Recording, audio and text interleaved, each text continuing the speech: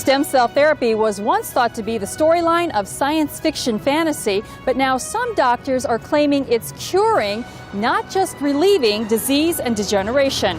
Others are not so sure.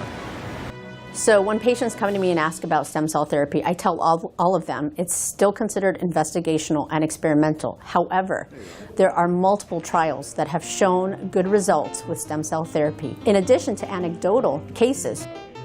The answer is, so far, nobody has shown that scientifically.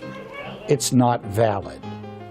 And practitioners of commercial treatments that have not done valid science, valid, safe clinical trials, valid, safe, FDA-overseen developments are frauds.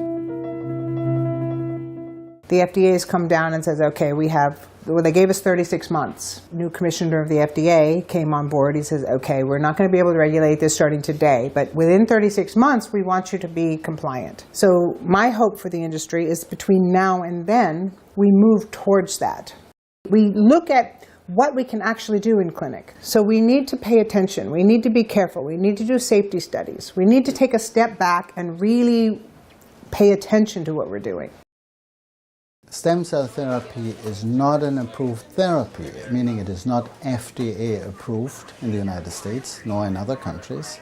On the other hand, we have enough scientific data as well as enough clinical, partly anecdotal, evidence showing improvements. Improvements with regard to functional capacity of the patients, meaning patients feel better after stem cell therapy, as well as improvements in other regions of the body.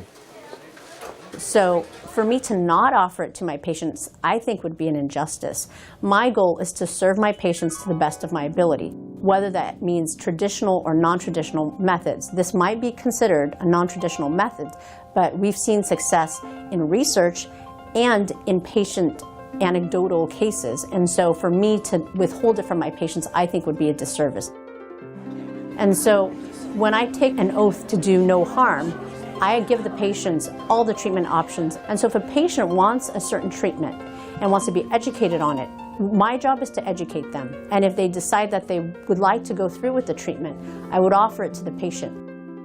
I remember at least 5 patients within the last year who were sent to orthopedic surgeons or podiatrists for amputations of toes, feet, or the whole leg, whom we injected with stem cells. In one particular case, in fact, the perfusion improved so much that the patient who was sitting in a wheelchair for years now walks with a walker, but he can walk.